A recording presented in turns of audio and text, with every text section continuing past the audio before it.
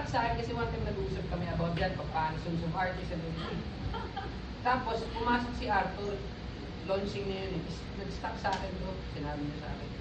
Yan ko nga, nawiwirdoan nga ako sa mga artist na nagkukumpara sa isa't isa, nagkukompetition daw. Ay parang nagiging competition yung isa't isa. Kasi sabi niya, di ba expression yung music? Parang mo sinasabi na mas maganda yung expression ko. Mas maganda yung outlet ko. Yung parang outlet nga siya, expression siya. Bakit mo kinukumpara sa expression ng iba? So, yun yung great philosopher na yun na nagsabi. Nag-stuck sa akin yung up until now. Kasi hindi naman ako magiging hipokrito. Ang pagiging competitive ng artist, innate yan eh.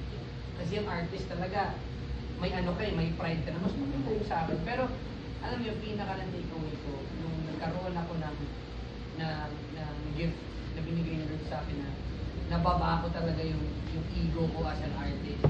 Yung mga dating na parang hindi ko natitipad kasi na yung ego ko na-appreciate ko. Sobrang gagaling pala. Ang daming artist na hindi natin na-appreciate dahil sa ego.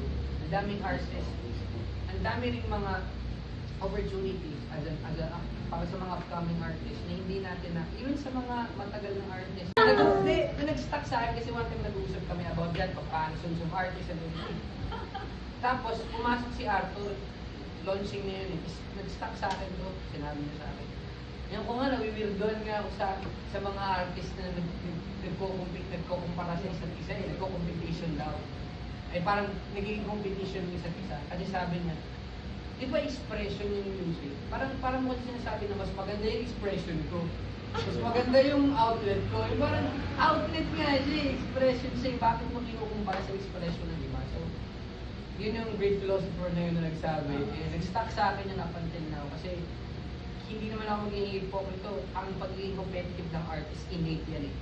Kasi yung artist talaga, may may pride ka na. Mas maganda yung sa akin. Ako muna kami ba? Kung saan mo? Ipakilala mo na siya.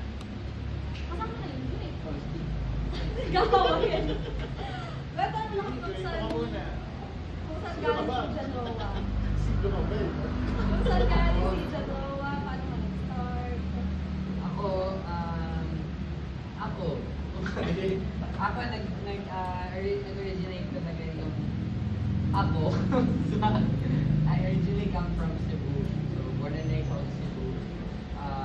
But I've been living dito sa Luzon, sa Manila for almost 10 years na rin. Making music. So, I first started in Cebu, sa church.